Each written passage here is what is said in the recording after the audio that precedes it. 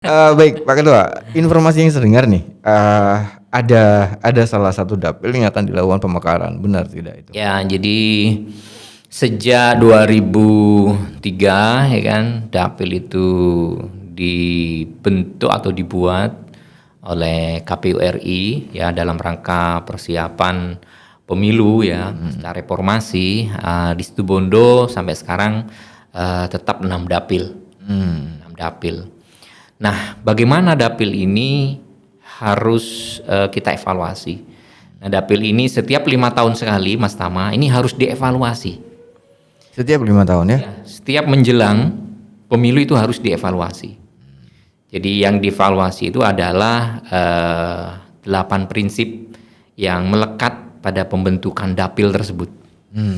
Langit biru. Halo teman-teman sahabat Demokrat, kita berjumpa lagi. Podcast keren anak muda masa kini, pasti banyak inspirasi. Podcast Demokrat, simak selalu di langit biru. Podcast Demokrat, di sini pasti seru. Podcast Demokrat, simak selalu di langit biru.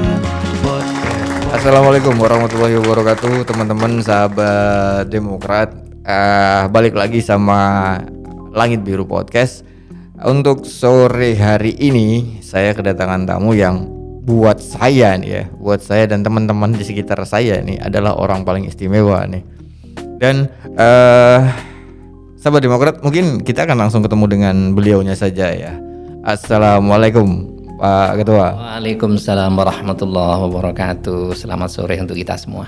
Alhamdulillah. Baik Pak Ketua, kenalan dulu nih Pak Ketua. Oke, kawan-kawan, podcast Langit Biru, perkenalkan, nama udara saya. Ada nama udaranya Pak? Iya. boleh.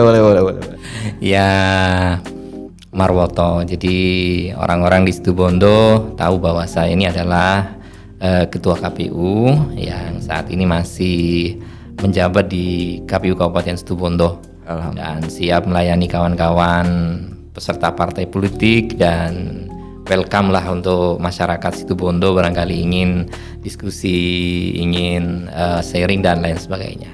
Begitu Mas Tama. Siap. Dan Pak Ketua, sebelum kita melangkah terlalu jauh nih, Siap. KPU kayaknya bakal mulai ada lagi nih ya. Kalau nggak salah Pak Ketua, Ya. tahapannya akan segera dimulai, benar itu? Ya, jadi sejalan dengan waktu kita kemarin telah selesai melaksanakan Pilkada Serentak 2020 sesuai dengan amanah undang-undang bahwa ada giat besar lagi di 2024. Nah, sekarang tahun 2022 di depan mata lagi tahapan ya akan segera bergulir. Kemarin kita dengar bersama, kita ketahui bersama bahwa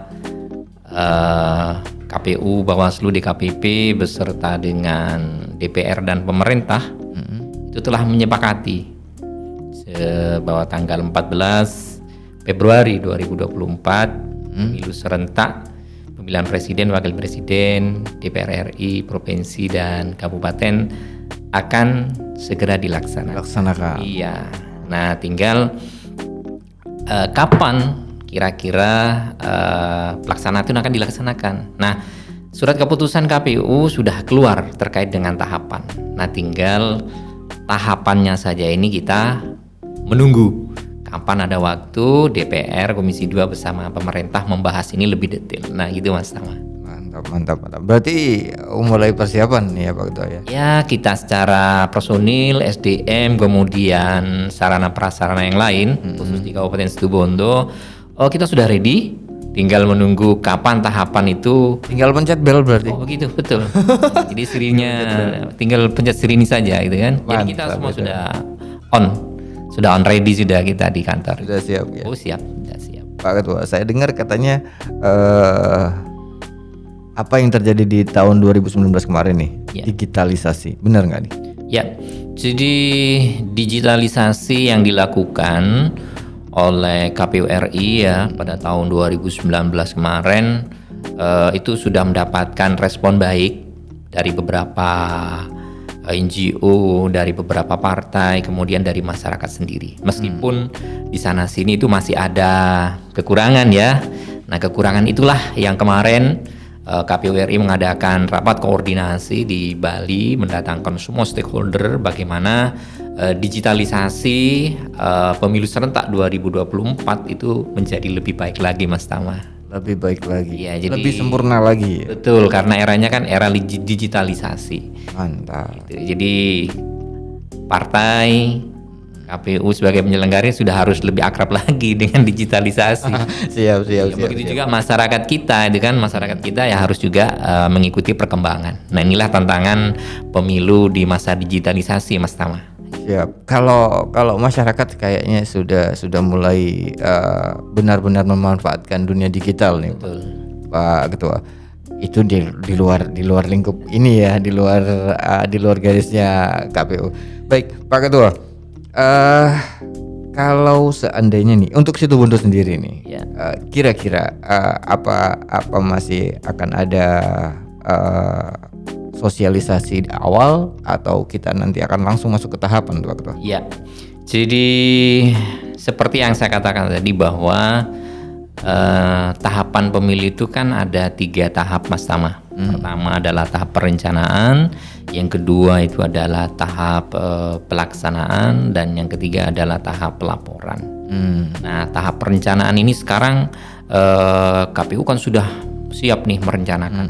Pertama, anggarannya piro ya saiki. Nah, kan? Siap. Nah, anggaran KPU ini diperkirakan 2024 se-Indonesia itu 85 triliun. 85 triliun. Ini kan angka yang luar biasa. Nah, ini 85 triliun. betul, gitu kan. Ini kan sedang dikondisikan ya, Kemudian setelah itu barulah ke tahap pelaksanaan. Nah, tahap pelaksanaan itu ada tahapan.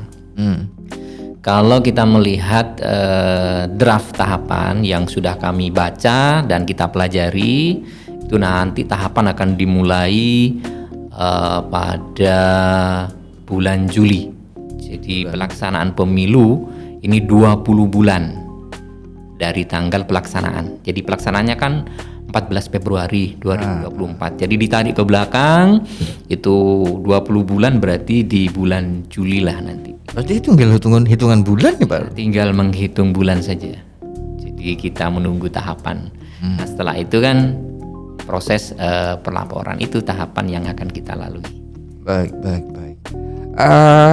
Sepanjang perjalanan kemarin, Pak, persiapan ya berarti. Betul, iya. Sepanjang perjalanan persiapan nih, Pak Ketua, ada tidak kendala dengan digitalisasi untuk Kabupaten Situbondo sendiri tentunya? Iya, jadi berbagi pengalaman, Mas Tama, kemarin ketika kita menggunakan salah satu tambahan digitalisasi ya pada waktu pemilu Pilkada 2020. Nah, KPU itu menggunakan Sirekap. Sirekap ya, Sirekap. Menggunakan situng lagi. Kalau sebelumnya kan situng. Nah, kita menggunakan Sirekap. Nah, ini kan berbasis digitalisasi. Kendala di Situbondo itu kan hanya kendala jaringan saja. Ya, benar. Dari 17 kecamatan itu hanya ada 1 kecamatan yang memang sulit untuk kita mendapatkan sinyal yang bagus. Nah, tetapi kemarin tidak ada masalah. Nah, kecamatan itu adalah Kecamatan Sumbermalang. Naik di pucuk gunung. Nah, itu kan. Nah, tapi kami berkoordinasi dengan Telkomsel ya, dengan pihak Telkom dan lain sebagainya. Akhirnya yang terjadi adalah kita pasang jalur kabel, kan? Pasang sendiri. Ya, pasang. Kita kerjasama dengan Telkom, pasang dari kecamatan terbawah ditarik ke atas. Nah, akhirnya permasalahan itu kita bisa selesaikan dengan sempurna lah dengan kawan-kawan. Itu aja masalah kemarin. Kendalanya cuma di jaringan berarti Jaringan ya. saja. Kalau di daerah-daerah yang lain, Pak Ketua? Di daerah yang lain, karena kita kemarin melakukan uji coba ya, jadi sebelum kita memakai digitalisasi tersebut, kita sudah melakukan uji coba itu sebanyak 3 kali dari 17 kecamatan. Ya, kita misalnya di sini daerah timur dulu kita coba aman, daerah tengah kita coba aman. Nah, baru di daerah barat itu yang kita ada sedikit kendala. Ya, karena memang geografisnya beda. Ya dipahami. Pegunungan, gitu kan. Nah, itu. Nah, hasil telaah dengan uji coba 3 kali, kita termasuk kabupaten yang dianggap tidak ada masalah dan clear. 2020 kita tidak ada masalah. Alhamdulillah. Berarti aman Sumber Malang Aman Sumber Malang. untuk jaringan ya. Termasuk pengirim tercepat gitu kan kemarin hasilnya itu. Masa betul. Betul. Jadi kecamatan ini kita anggap ada masalah, tetapi secara SDM mereka lebih siap. Mumpuni ya. Karena dengan keterbatasan mereka itu ya, mereka lebih siap, SDM-nya lebih siap gitu. Baik. Pak Ketua, kalau bicara soal geografis nih, Ya. kita akan masuk ke Dapil nih Pak Ketua. Ya. Dapil 2019 ya. Ya. 2019 6 Dapil. Ya, 6 1 dapil. 2 3 4 5 6 Pak Ketua. Untuk 2024 nih Pak Ketua. Saya pernah dengar nih Pak Ketua. Ya. Dengar tapi dengarnya kan cuma selentingan nih. Jadi saya wajib memastikan. Jadi harus tanya kepada sumbernya itu. Nah, ini tuh dia. Ini sumbernya mumpung ada di sini nih. Baik, Pak Ketua. Informasi yang saya dengar nih, ada salah satu dapil yang akan dilakukan pemekaran. Benar tidak itu? Ya, jadi sejak 2003 ya kan, dapil itu dibentuk atau dibuat oleh KPU RI ya dalam rangka persiapan pemilu ya setelah reformasi. Di Situbondo sampai sekarang tetap 6 dapil. 6 dapil. Nah, bagaimana dapil ini harus kita evaluasi. Nah, dapil ini setiap 5 tahun sekali, Mas Tama, ini harus dievaluasi. Setiap 5 tahun ya? Setiap menjelang pemilu itu harus dievaluasi. Jadi yang dievaluasi itu adalah 8 prinsip yang melekat pada pembentukan dapil tersebut. Karena dapil itu akan berubah pertama, ya kan? Ketika ada penambahan penduduk yang luar biasa. Nah, itu kan. Itu luar biasa, maka mau tidak mau dapil itu harus dirubah. Tetapi harus melihat prinsip-prinsip dapil yang lain. Kemudian yang kedua, ketika memang ada pemekaran wilayah. Kalau kita berbicara kabupaten, ada nggak kecamatan yang dipecah nih? Ya kan? Ada nggak desa yang dipecah nih sekarang? Nah, begitu kan? Kita melihat itu. Kemudian yang ketiga adalah yang juga paling urgent adalah ketika memang secara geografis dapil itu antara satu kecamatan dengan kecamatan yang lain memang misalnya tempatnya jauh kan. Nah, itu bagian dari prinsip kita mengevaluasi. Nah, mengevaluasi dapil ini kawan-kawan sekalian itu adalah tugasnya KPU RI. Ya, tugasnya KPU RI. Nah, bagaimana tugas KPU Kabupaten? Nah, tugas KPU Kabupaten itu adalah melakukan telaah, melakukan analisa, kemudian mengadakan sebuah bincang-bincang santai dengan stakeholder di Kabupaten Situbondo terkait dengan prinsip-prinsip itu, ya kan? Nah, maka KPU Kabupaten Situbondo harus melakukan telaah tersebut. Nah, bagaimana di 2024? Kita balik sejarah. Ketika 2019 kita melakukan semacam ya bincang-bincang lah dengan kawan-kawan partai politik, membicarakan bagaimana nih kalau nomor urut dapil itu harus kita rubah ya, dari matahari terbit sampai dengan matahari terbenam. Iya. Pernah dengar. Nah, itu kita coba. Nah, sementara kan kebijakan ada di KPU RI. Nah, stakeholder semuanya setuju, partai, Pemda, stakeholder masyarakat sudah setuju. Oke, itu lebih bagus tuh, lebih enak, lebih urut kan gitu ya. Nah, tetapi ketika kita berikan kepada KPU RI ternyata tidak disetujui. Ya, tidak disetujui karena memang ada beberapa alasan di regulasi itu bahwa nomor urut 1 itu memang harus di ibu kota kabupaten. Dalam kota. Nah, dalam kota itu salah satu penyebabnya kenapa tidak bisa kita rubah. Nah, kembali kepada pertanyaan gimana nih 2024 gitu ya. Iya. Nah, kita evaluasi lagi. Dari 6 dapil kita evaluasi, kemudian evaluasi ini tidak serta-merta kita mengadakan evaluasi. Tetapi KPU provinsi sebagai pembina, sebagai pembimbing KPU kabupaten itu juga melakukan evaluasi. Nah, kebetulan Situbondo juga menjadi salah satu yang diminta untuk melakukan itu. Oh, Nah, gitu. sebentar. Diminta berarti Ya. nama Kabupaten Situbondo masuk dalam. Ya, jadi dari 38 kabupaten di Jawa Ya. Timur, nah Situbondo itu juga diminta untuk melakukan evaluasi.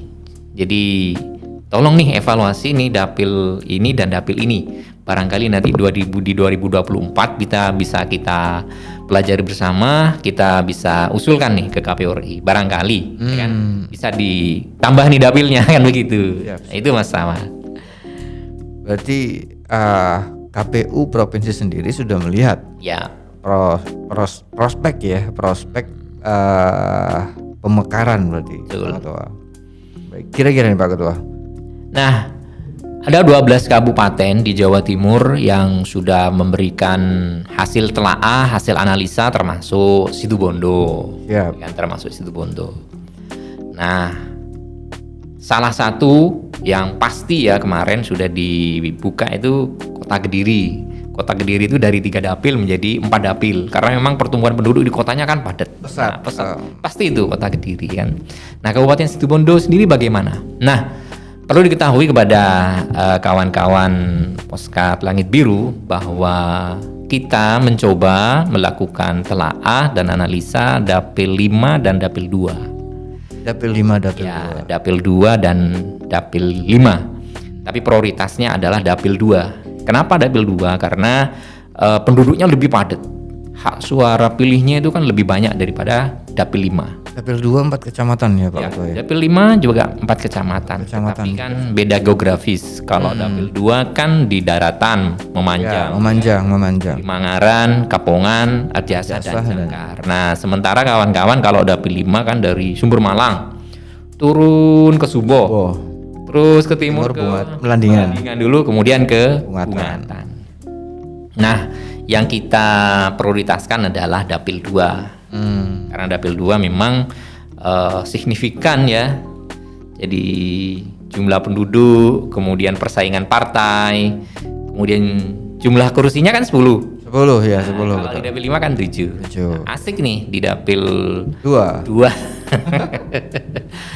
Ya. Akan jadi 7 dapil berarti nanti Pak Ketua. Nah, kita tidak berharap menjadi 7 dapil, tetapi namanya KPU kan kami bertugas untuk melakukan evaluasi, melakukan telaah dan analisa dari beberapa 8 prinsip yang ada itu. Maka prinsip-prinsip itu kita buat, kemudian kita lakukan secara bersama-sama dengan komisioner dan sekretariat. Kemudian hasilnya kita coba laporkan kepada KPU provinsi dan KPU RI. Jadi keputusan akhir nanti ya kita menunggu KPU RI. Karena memang kebijakan dan tanggung jawab dan hak beliau-beliau lah di atas. Kalau kami kan hanya memberikan analisa begini. Nah, analisa kami kan dipelajari lagi toh di provinsi kemudian di pusat. Begitu Mas Tama. Sampai hari ini Pak Ketua, prosesnya sudah sejauh mana itu Pak? Sampai dengan hari ini masih dalam proses karena tahapan nanti untuk tahapan dapil itu kan nanti masih di bulan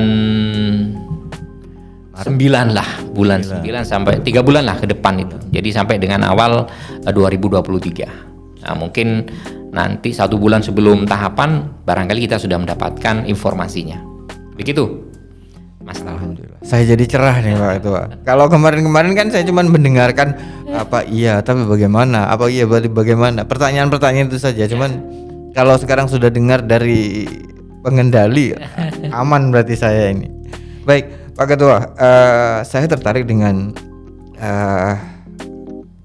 pemekaran dapil ini, dapil 2. Itu seandainya nih Pak Ketua ada 10 kursi ya. 10 kursi. Apa itu mungkin akan dibagi sesuai jumlah DPT atau akan menjadi dipisah 5-5 gitu? Ya. Jadi ada satu prinsip ya yang kita kemarin agak sedikit menguras tenaga ya. Yep. Yang pertama itu adalah asas proporsional. Di one man, one vote, one electoral. Nah, itu.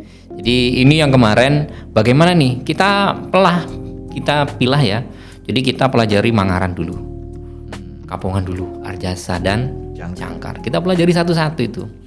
Jadi kemudian kita akumulasi semuanya dan ternyata dari 4 kecamatan ya yang berada di Dapil 2 itu semuanya proporsional.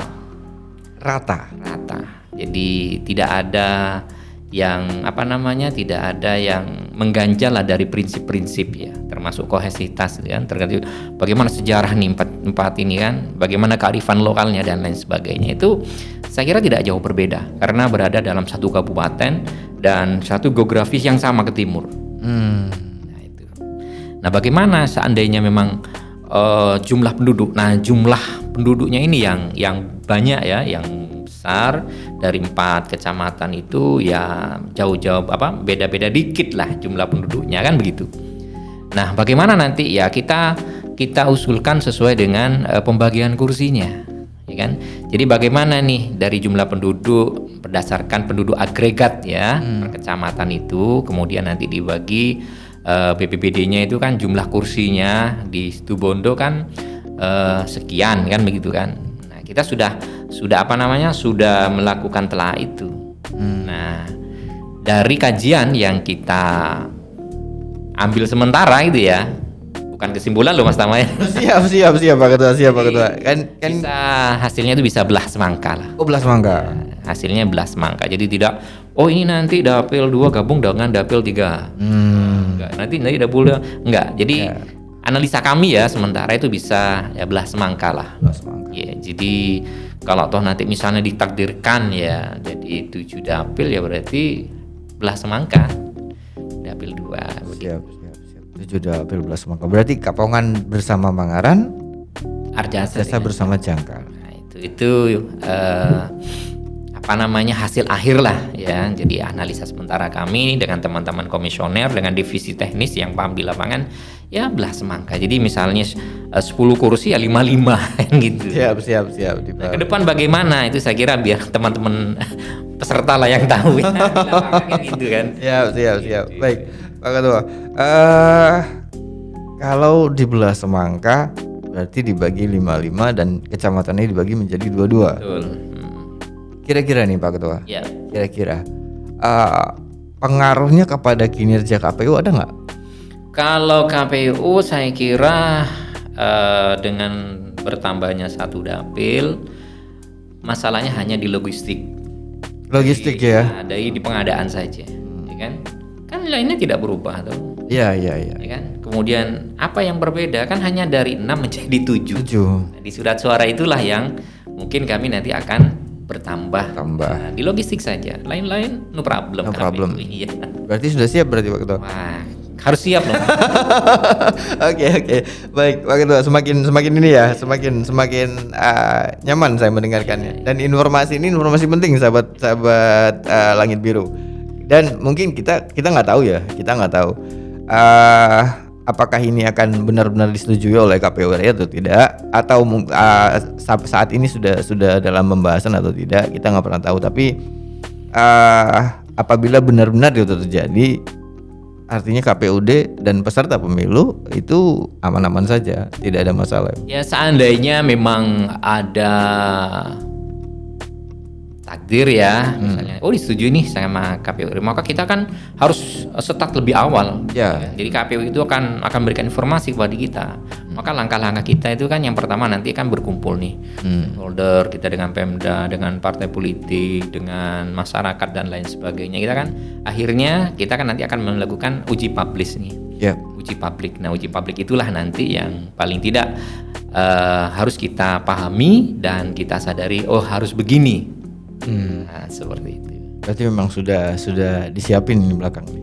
Ya, harus siap. Perangkat kita sudah siap. Harus siap berarti. Iya. Baik, Pak Ketua, itu dapil saya anggap selesai nih Pak Ketua. Dapil saya anggap selesai karena apa yang dijelaskan jenengan insya Allah sudah sangat dipahami, sudah sangat paham. Dan Pak Ketua, untuk pertanyaan saya ini Pak Ketua, kira-kira nih Pak Ketua, di beberapa bulan awal kemarin ada informasi bahwa pemilu 2024 sedang diusahakan ya Pak Ketua, sedang diusahakan untuk ditunda. KPUD mengetahui itu tidak Pak Ketua? Saya kira ini bukan rahasia umum ya. Bukan ya. Jadi paling tidak ketika mendekati sebuah pesta yang luar biasa, hiruk pikuk itu kan masih bergelora. Ya, bisa. Jadi salah satu mendekati 2024 ini kan ada isu terkait dengan penundaan kan begitu ya. Siap. Dan itu dilontarkan oleh menteri yang juga ketua partai, kemudian beberapa ketua umum partai kan begitu. Nah, bagaimana dengan KPU menyikapi? KPU tunduk terhadap konstitusi. KPU tunduk terhadap. Ya, terhadap konstitusi. Jadi kami sebagai penyelenggara sudah jelas bahwa pemilu dilaksanakan 5 tahun sekali. Kan? Jadi kita berpegang teguh kepada Undang-Undang 7 tahun 2017 bahwa di pasal 162 itu pemilu kita konsisten dengan regulasi. Pegang teguh itu ya Pak? Ya, kita konsisten dengan regulasi. Karena memang penyelenggara kan harus siap ya. Jadi untuk menyelenggarakan pemilu. Kita tidak punya tanggung jawab yang lain ya kan. Nah, perkara nanti di luar KPU ada begini dan begini ya kita lihat situasi dan kondisi. Siap. Gitu, Mas Tama. Berarti saya garis bawahi KPU tetap taat pada konstitusi ya. Betul. Wow. Ya, Istimewa pertama kan sekali. Kita kan sudah ditetapkan itu kan. Iya. Kan sudah ditetapkan 14 Februari itu kan. Februari ya. Jadi regulasinya kan sudah jalan ini kan. Ya kan Iya, kemarin iya. SK-nya sudah dikeluarkan oleh KPU RI. Jadi 14 itu sudah keluar SK. Sudah keluar SK ya Pak? Iya, KPU kan tidak main-main untuk menyelenggarakan. Baik. Iya. Lagi-lagi saya dapat informasi penting yang istimewa sekali dari Pak Ketua nih. Iya. Baik, Pak Ketua, mungkin ada sesuatu yang ingin disampaikan kepada masyarakat Situbondo yang bisa kita inikan nanti. Ya. Jadi kawan-kawan di Situbondo yang kita cintai, pemilu dari pemilu yang lain itu semakin hari, semakin tahun kan semakin baik, regulasinya semakin baik, ya kan. Tetapi dalam rangka menguatkan demokrasi itu ya untuk lebih menjadi baik itu pasti ada tantangan, ada halangan dan lain-lain. Atau misalnya sekarang masih bergejolak, oh iya ini akan ditunda misalnya ya. Jadi kita ditunda itu akan menggunakan formula misalnya di Undang-Undang Dasar 1945. Bisa ditunda pertama, ya kan, dengan amandemen. Masa bisa nih amandemen dalam waktu singkat? Secara rasional kan tidak bisa. Yang kedua, bisa masuk penundaan pemilu itu kita melalui judicial review ya kan, dimulihkan ke MK ya kan, judicial review itu kita lakukan. Contohnya misalnya di undang-undang itu presiden dan wakil presiden menjabat 1 kali periode dan dilanjutkan berikutnya 1 kali periode. Ya kan bisa juga. Apakah boleh ditambah 1 periode?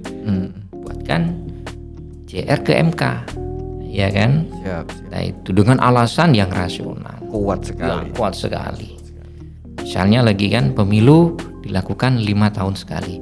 Bolehkah pemilu itu tidak dilakukan 5 tahun sekali? Misalnya 7 tahun sekali, kan? Nah bisa ke MK, ya kan? Tapi apakah bisa mungkin dengan waktu yang sudah mepet ini? Kan tidak mungkin. Ada lagi di undang-undang itu kalau kita mau melihat, saya lupa pasalnya di Undang Dasar sebetulnya bahwa presiden menyatakan keadaan bahaya. Oh ya. Nah, keadaan bahaya itu diatur di dalam peraturan undang-undang. Nah, saat ini Pak Presiden pernah menyatakan itu kan tidak.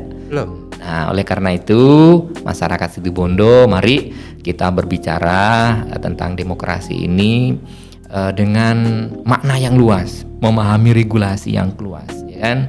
Karena ya isu-isu seperti ini ya isu biasa kan seperti itu. Tetapi yakinlah bahwa pelaksanaan pemilu serentak 2024 ini insya Allah akan berjalan sesuai dengan yang apa kita harapkan. Karena di Indonesia ini tidak ada yang keadaan mendesak. Pandemi sudah mulai turun. Mandalika sudah on Mandalika Sudah kayaknya hasilnya banyak. Pawang hujannya aja sehari 5 juta kan? Iya. Mandalika Di sudah. pengaspalan itu kan? Jangan bicara pandemi kali Mandalika, Pak. Jadi kalau alasan ekonomi kan nonsen itu kan tidak masuk akal gitu kan? Mungkin, ya. IKN digarap. Iya. Berapa triliun itu kan? Iya, Jadi nggak masuk akal tuh alasan-alasan bapak-bapak kan seperti itu. Jadi oke lah, mari saya mengajak kepada kawan-kawan masyarakat Situbondo untuk bisa lebih mencerna lebih baik lagi ke depan karena demokrasi itu dari rakyat, oleh rakyat dan untuk rakyat.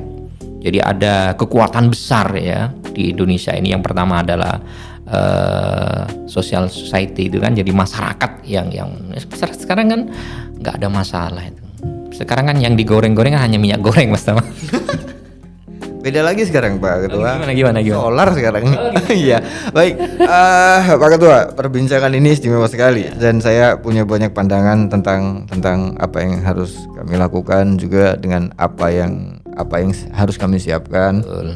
Dan berhubung sebenarnya saya ingin ngobrol banyak lagi nih Pak Ketua. Siap. Cuman mungkin kita akan sambung lagi nanti. Ya, di lain waktu kita dengan tema yang lain kita bisa. Nah, saya mungkin jenengan ada waktu lagi untuk datang.